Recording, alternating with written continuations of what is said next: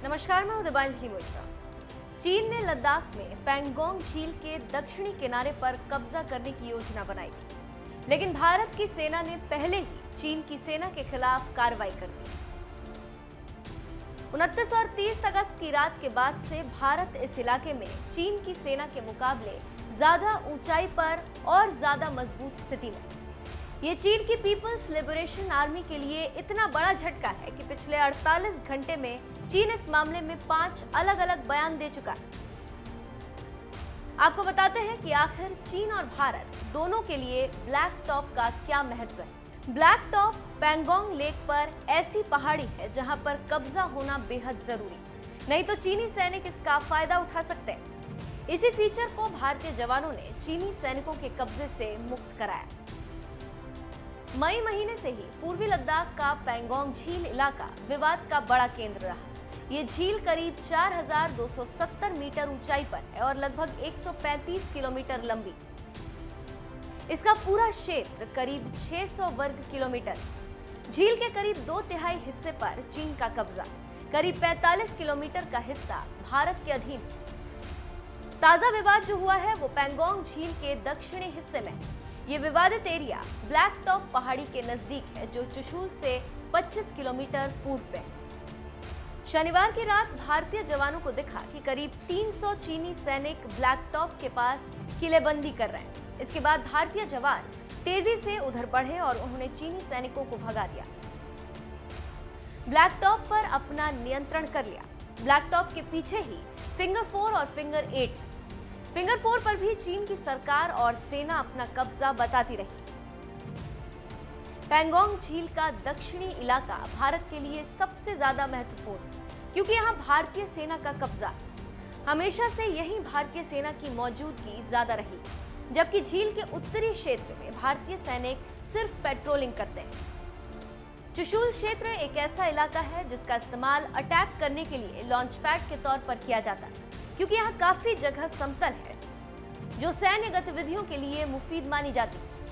1962 के युद्ध के दौरान चीन ने पैंगोंग झील के उत्तरी और दक्षिणी दोनों हिस्सों का इस्तेमाल भारत के खिलाफ किया और भारत को शिकस्त झेलनी पड़ी।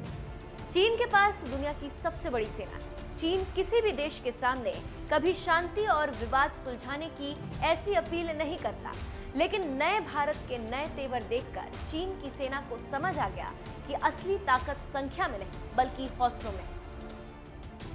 इसी के दम पर आज भारत के सैनिक लद्दाख के चुशूल सेक्टर में 15,000 फीट की ऊंचाई पर बैठे, जबकि चीन के सैनिक इससे नीचे। आमतौर पर जब कोई सेना ऊंचाई पर मौजूद होती है तो उसके एक सैनिक को काबू करने के लिए नीचे मौजूद सेना को 6 सैनिक मैदान में उतारने पड़ते हैं। लेकिन लद्दाख के गलवान जैसे इलाकों में ऊपर होने के बावजूद चीन को भारत के एक जवान के मुकाबले अपने 10 जवान तैनात करने पड़ते हैं। यानी आज की स्थिति में भारत का एक सैनिक चीन के 10 सैनिकों पर भारी पड़ सकता है। इस समय चीन का भारत समेत 18 देशों के साथ सीमा विवाद, यानी भारत चीन को इस हद तक ले आया कि वो अब दूसरे देशों की सीमाओं का सम्मान करने की बात कह रहा है।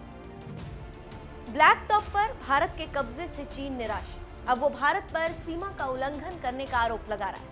स्थिति यह है कि कल एक तरफ तो दोनों देशों की सेनाओं के बीच इस विवाद को सुलझाने की कोशिश हो रही थी, तो वहीं दूसरी तरफ चीन के सैनिक रात के समय एक बार फिर भारत के इलाके पर कब्जा करने की कोशिश कर रहे थे, लेकिन भारत की सेना ने इस कोशिश को फिर से असफल कर दिया।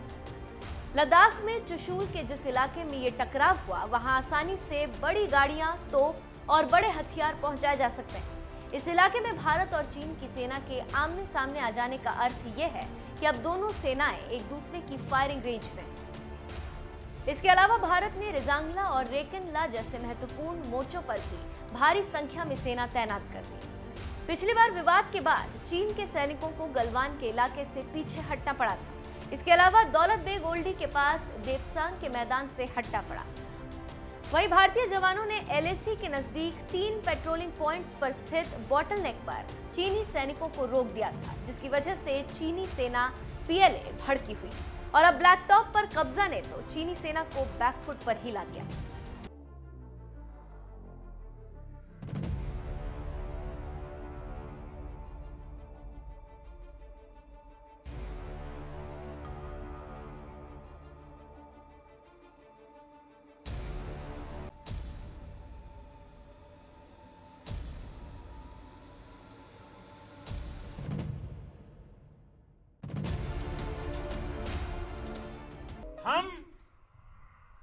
ये हमारी पहचान है।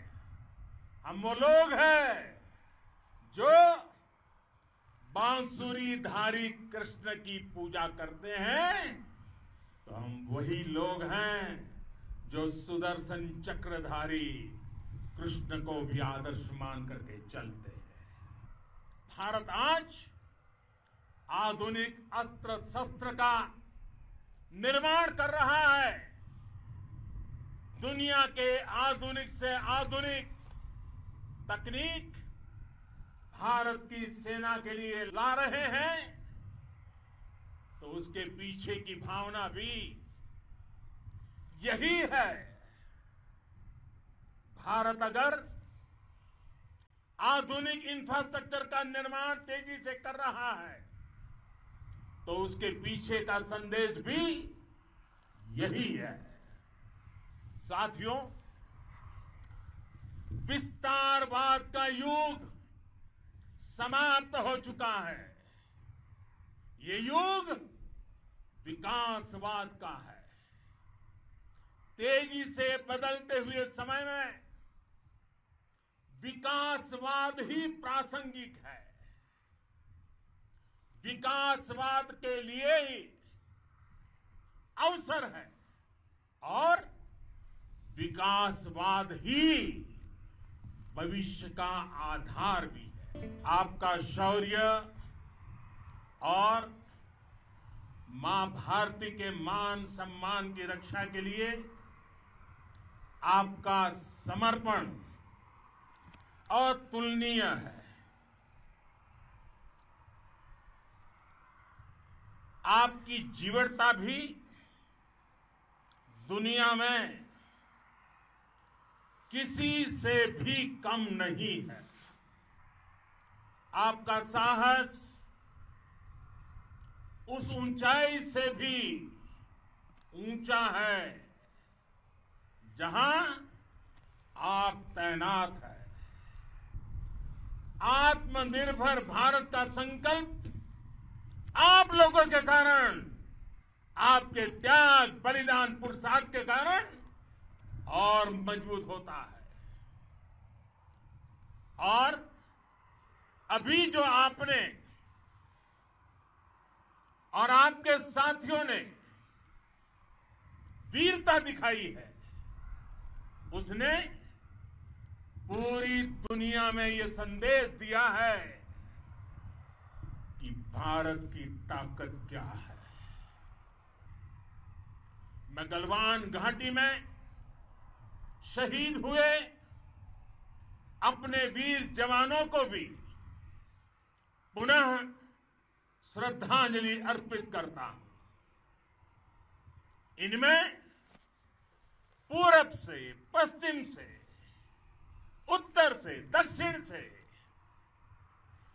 देश के हर कोने के वीर अपना शौर्य दिखाते थे। उनके पराक्रम,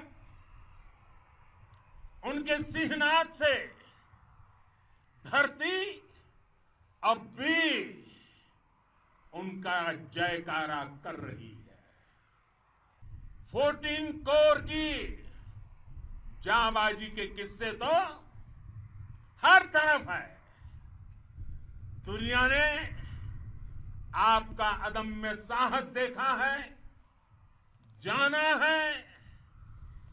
आपकी शौर्य गाथाएं घर घर में गूंज रही है और भारत माता के दुश्मनों ने आपकी फायर हुई देखी है और आपकी फ्यूरी भी।